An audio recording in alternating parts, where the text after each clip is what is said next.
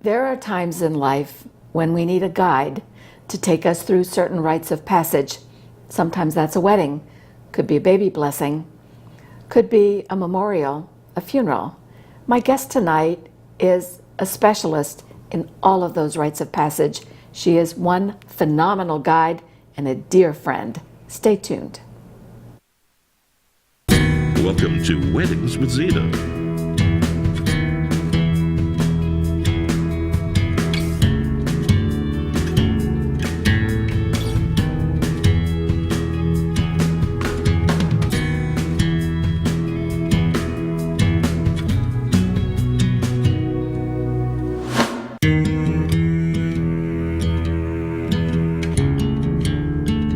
Here's your host and producer, Zita Christian. Hi everyone. I have waited almost 7 years for the stars to align and calendars to coordinate so that I could introduce you to my guest tonight. Her name is Victoria Burdick. She is Reverend Victoria Burdick. She has a Master's of Divinity. She is accomplished in many, many areas, and she is a dear, dear friend. Victoria, thanks for making the trip up from the shore to be with us tonight. I can't tell you how much I appreciate it. What a twinkle and a privilege to be here. Awesome. All right. You know, I said in the little teaser that you are the guide that brings people through so many different rites of passage. We met, in fact, I should tell you in the audience how this actually happened. Gosh, I guess it was, I don't know, I must have been just about 7 years ago. Mm-hmm. I was officiating at a wedding at the Lord Thompson Manor. And when the ceremony was over, the owner asked me, "Do you know Victoria Burdick?" And I said, "No, I don't know the name." She said, "Oh, well, you should meet her because the two of you are very much alike and your ceremonies are so much alike." And I thought, well, that's very interesting. And I had really just started out, and I thought, I didn't want to feel that I was copying somebody, but I thought how interesting that she saw a similarity. So I put in the back of my head, someday I need to meet Victoria Burdick. Well, maybe 2 years or so go by, and through the intervention of other friends, we met. Yeah. And what a joyful ride it's been. Hasn't it, though? It has. So I want to talk with you now. I want to share you with my guests. So I want to talk first about what brought us together initially, which was the wedding work. Yes. And then we'll move into some other areas as well. So when you're working with a couple contacts you, and they're going to get married, and they're looking for an officiant, and you have that first conversation with them, what kind of things do they ask you, and what should they ask you that maybe they don't? Yeah, I think that, fortunately, I think our consciousness has woken up a bit, and we don't have that canned look at a ceremony anymore. Yeah. That it's a blank canvas.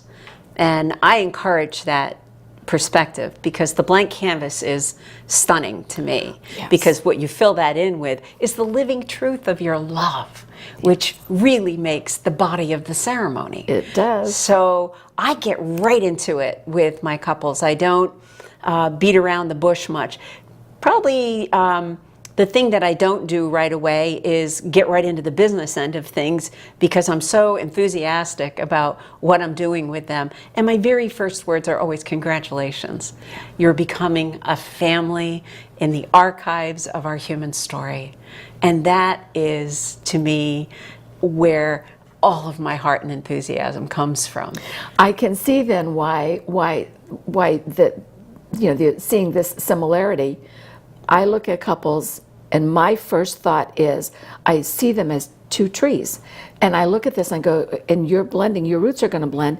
And Ancestry.com, like hundreds of years from now, is going to look at all of these people who are here, right, all because of the blending of these two trees that's going to happen because of this wedding. Isn't that terrific? So it really is. And you're seeing something, I don't know, future and past and everything all at once. So let's, but I do want to focus on, like, what are the things that they don't think about? They don't, it's so interesting. The real structure, when you talk about the tree, there's a living deep root that is sitting right there. Grandparents, parents. Yes, There yes. are love stories that have walked before them that gave them the core ethic and the values that have developed this even willingness to say yes to love so many times that lead down that aisle to say, we're a family. Yes. And to not look at or acknowledge the living deep roots sitting right there in the front row. You know, that's powerful. And it doesn't matter. Extended families, parents that aren't together anymore. You have one and another, one over here, one over there. And I always have these little codes in my questions that I'll use a little graphic, and if parents aren't getting along, they get a wavy line between each other. But that, to me, gives me inspiration to build something beautiful, not by picking on them, but by building the power of our choice to love, the greatest gift we have in our human walk, that free will to choose love. People forget how awesome that is. And when I'm speaking with them, they go, oh, that's exactly the way. But I hadn't thought of it like that. And it's, But we see it. oh, it's so beautiful. It's so beautiful. I tell couples, and this is true, I should have brought a picture of it. I have in my kitchen, I have this plaque, it's about this big, maybe about this high, and it hangs in the kitchen and it says, home is where your story begins. Yes. And I believe daughter that. has that, yes. And I look at the couple and I think, you are who you are because of your parents and your grandparents, or whatever the circumstances were. Yes. You know, of their upbringing, whether it was in a foster home, whether it was, you know, just, there's so many different circumstances, but whatever it was, somewhere there was an influence that showed you what love looked like, Yes. or in some cases, showed you the negative and said, this is not, This is what I don't want. this is what I don't want. Yes. And so you learn from seeing or experiencing what you don't want. But that experience that came before and before and before, Yes. especially now when you look at Ancestry.com, you know, I watch all those shows where, you know, who do you think you are? And it's like, oh, and you see all these, you know, generations back and the things they were interested in or talents they had, and you see how it all drifts down. Mm-hmm. And I think, and now you're looking at, here's the present form. Mm-hmm. But I want to touch on something, Victoria, you just said something about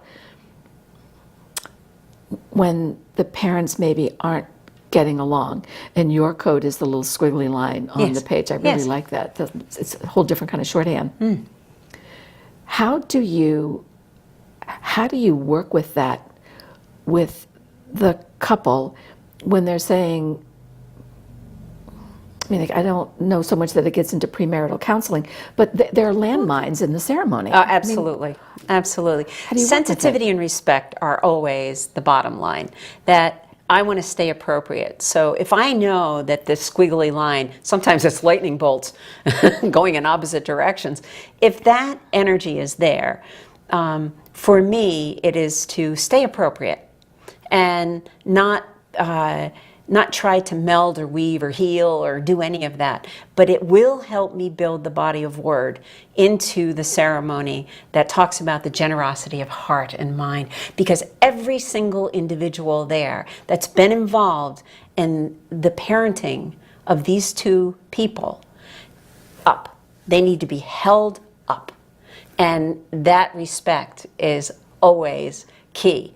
And I cannot tell you the times I see in receiving lines after people have their arms around each other that didn't think, or they have a kind word to say to each other. I'll get letters afterwards from parents saying, blew me away, I was so afraid of this, you made me feel proud. It's like, you deserve to feel proud. Well, and you know, those parents, whatever the circumstances are currently, Yes. there was a time when love was active and it was part of their lives, and these children came from that. Absolutely. Yeah, I Yeah, agree and no with one you. needs to be coddled through it. No. It's really, and the kids are taking it to a place where take up the mantle of what this family means. Where do you want to, and I always say this in the prayer, evolve this family tree to its next place. represent the living truth of the collective of your family and bring it, evolve it into the next beautiful place. That is beautiful. And I want to touch on something you said the word prayer. What happens when you're working with a couple and they're saying, like most of the couples who come to me, I would say 99% of the couples I work with, I would describe them as unchurched. Yes. They are not members of a church and don't follow any particular spiritual path. And they don't want any reference to a particular spiritual path in their ceremony, but they consider themselves spiritual. Yeah. So, and I have my own, views about that. I think Yes. that we all access in our own way. Absolutely. How do you approach that? How do you work with couples? I find that the more generic we are in, I use the word God, but I ask for permission ahead of time from them. Is it comfortable for you? What does it sound like to you if I say that word? How does that, so I can learn a little bit about them? Yeah, no, that's okay. But if I stay very generic, and I find this in the full spectrum of everything that I do with my work, is to keep a very loving, kind God. I don't apply a gender. I don't apply an up there. And it's, dear and kind God, thank you very much, amen. It's very, very accessible. Those who are looking for it can find it. Those that don't want it, they're not being fed something they don't want to. That's beautiful. And the words are never in a doctrine context. I think that's important too. I always say to couples, when I'm creating the ceremony, I'm relying on love, not liturgy. Because the Indeed. couples who come to me, they're not looking for liturgy. Yes. So talk to me about the importance of the ceremony, because I find, I won't say most of the time, but every now and then I'll have one of the two parties, the thought is, can't you just do this like 5 minutes, 10 minutes tops? Can't I just say I do? Yeah, I'm like, no, you don't. no, it's a ceremony Really? and there's a purpose to it. You betcha. So talk to me about that, about your feelings. Yeah, because vows. I'm a stickler about vows. yeah. I really am. And for me, it is, the vow is not, this is what you mean to me, this is what you've done for me, me, me, me, me. That's not a vow. That's a proclamation of love. Nice, you can say that ahead of time. A vow is, this is what I have to offer you, my beloved. If you don't have it within yourself, you don't have it to give away. And those words of a vow are so arrow specific from your heart to your beloved. They deserve to hear it. You deserve to define it. But I make it easy on them. I give them a whole big plethora of vow samples. Take a line from here, a line from there. We all know when we see the truth, hear the truth, read the truth, when we experience that, it says yes within us. Yeah, it resonates. It resonates. Yes. It's a perfect vibration. Yeah. It's not, oh wow, this is really sweet. Oh, that sounded good. Get rid of that. The stuff that says, yes, this is how I feel about her. This is how I feel about him. That's the stuff you want to grab. Put it together, send it back to me. Don't share it with each other. Right. Because in that moment, when you deliver those vows to your beloved, that's the clear, pure truth of your heart that you're giving. And boy, does that feel good for them to hear that. Yes, and what I like to do, I'll have them send it to me, send their vows, and I'll print them on cardstock. I'll tuck it in my ceremony books. I say, don't try to memorize. No. It's Yeah. way too stressful. Yeah. And I know you think you can, and I know you're good at public speaking, and I've heard it all. But in that moment, Yes. oh my gosh, in that moment, Yes. you see the beads of sweat pop Yeah. out, and you see the little tremble on the lip, and I think, and that's how it should be. There are so few things in your life that will bring you to that moment. You should Indeed. enjoy every bit of it, and don't worry about memorizing. Here are your vows. Yes. And then I think afterwards, how beautiful to take those cards. Maybe they can write notes on the back or whatever. Yeah. Give them to each other on your anniversary. Just Yeah. give them back and forth, back and forth. Yes. Put them in a little box and read them every year. And Yes. I give my couples a formal copy of the ceremony. Yes. Actually, not just my couples, any of the people that I work with in my chaplaincy. And whether it's a memorial, a baby blessing, a renewal, whatever it happens to be. But I always take those cards that they read and I leave them on the gift table open because they have the ones in their copy, but I leave them on the gift table so that other people who heard those said, wow, that was beautiful. They can go back at the gift table and look. Nice, and nice read touch. them. I like that. Yeah. I like that a lot. And the kids can scoop them up after. Of course, of course. Now, the process that you go through. Talk to me a little bit about the process for a wedding. So you have that meeting with the couple, and you're gathering information. You're asking them a lot of questions. Long meeting, short meeting. First one is a casual, how do you do, get to know you, feel the vibe, have a good exchange with each other. Am I the right person? Because I may not be, I don't know. And if we get done with the meeting, I want them to know for sure, this is my fit. You know, this is really good for us. This is what we want. Then the ceremony meeting, I grill them. I talk to them like I talk to my kids. I have no mercy. I just grill them. And the thing that they forget and that I love is that we forget that our love is a chronology. We forget that it's yes to love, yes to love, yes to love, yes to love, yes, leading down that aisle to become that family tree.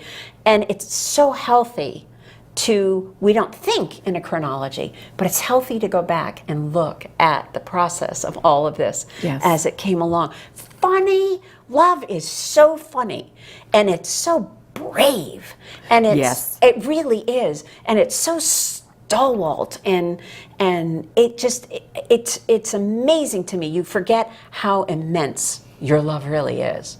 I tell couples that what I'm looking for in that love story, I want to create something that it's the prelude for the moment that they take their vows. It's like, here's where I was, here's how we got to this moment. But I also tell them that their story is a blueprint for what love really looks like. And for those people who are their guests, who for whatever reason would like to be in the same position, that committed, loving relationship in a point of marriage, but for whatever reason they're not. The love story shows what love really looks like. That it's not a matter of, well, how much can you give me, or how much, I don't know, it's not all the surface things, what kind of car do you drive or whatever. It's the things you do for each other. It's the respect. It's the appreciation. It's those deep the yeses inner qualities. in the crevices of life that you didn't have to. You could have fallen through that crack and not said yes to love. And love's not a woo-woo thing. Love is really it's fierce. It's fierce. I love that word. It's fierce. It's wonderful. It is. It's wonderful. And it's the only, like Martina McBride sings, it's the only thing that's big enough for all the pain in the world. It is such a beautiful, beautiful thing. And when the collective is listening, I make sure that they're not spectating. They're participating. Witnessing is a verb.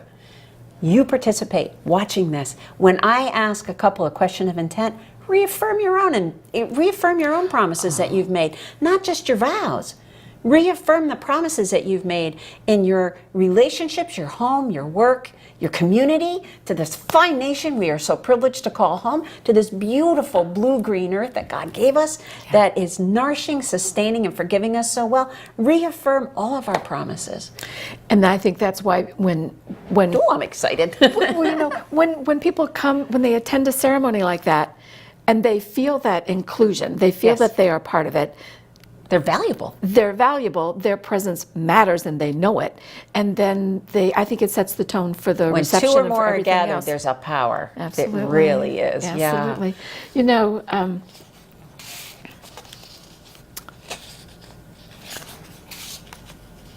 there's a lot of things that you do that are beyond weddings.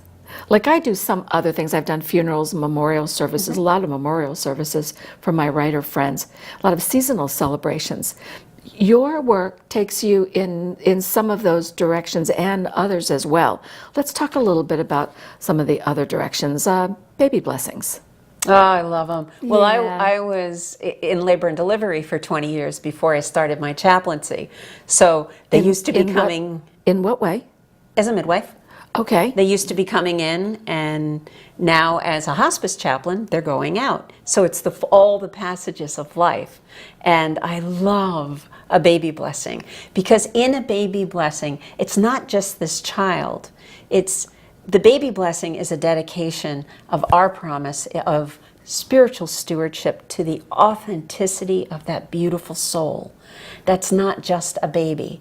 That soul that has come here to carve a life in the work that they're doing.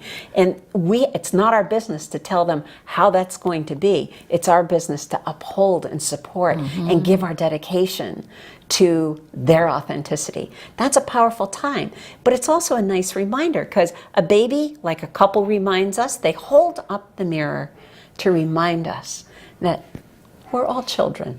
Who's kidding who? We're all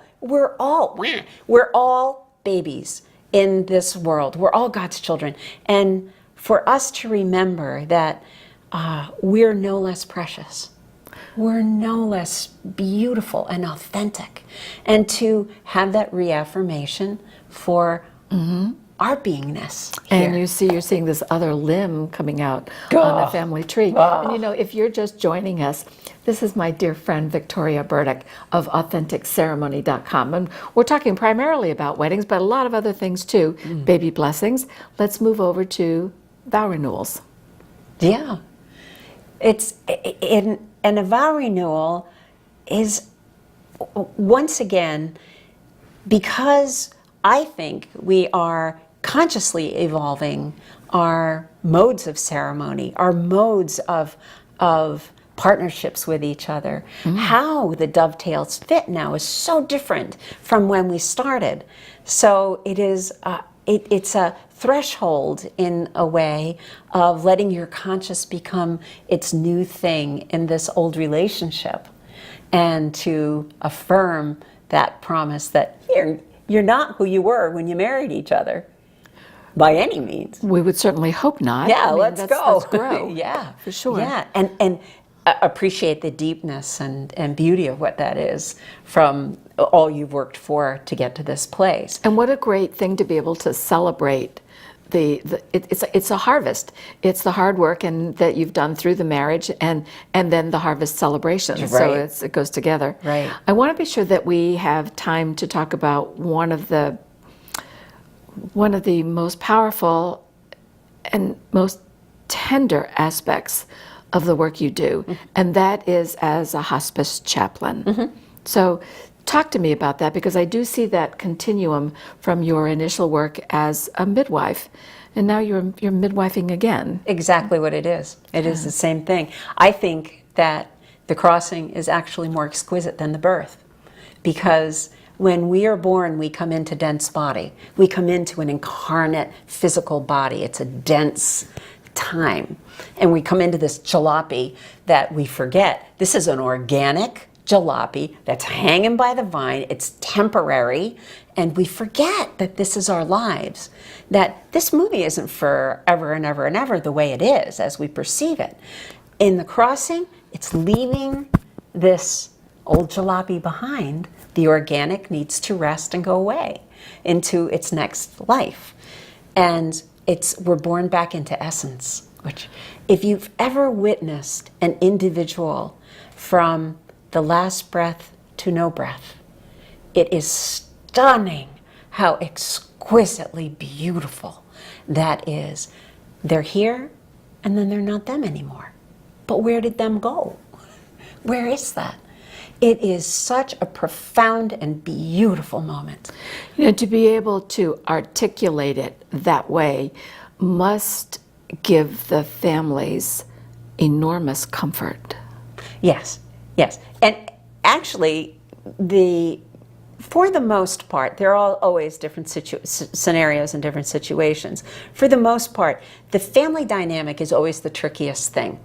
And I don't care how squeaky clean a family looks, we've all got a cauldron, every one of us. And when an event comes up, birth, death, marriage, that cauldron gets stirred, and there's some stuff left on the bottom that's been burning because we haven't addressed it or whatever. Yeah. We're human. That's part of the journey. But you can look at that and say, with the family dynamic, you can look at it and say, we ruined the stew, it's burnt, I can tell or you can look at it and say, wow, man, that's some flavor we got. Check it out, look at us, we got some flavor. And it's so true. And the perspective of end of life as a culture, we need to be way more generous and conscious of. Yes. We do. Yes. You know, we only have a couple minutes left, and I want to be sure that I tell you one go all day. of the, well, yes, we absolutely could. One of the key things that happened to me, in fact, it was a year ago this month, I had written a ceremony for Mike and Sarah. It was going to be held down at the Mystic Museum of Art here in Connecticut. I had gone to the rehearsal.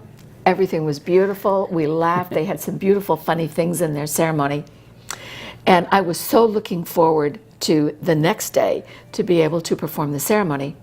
The next morning, I didn't feel quite right.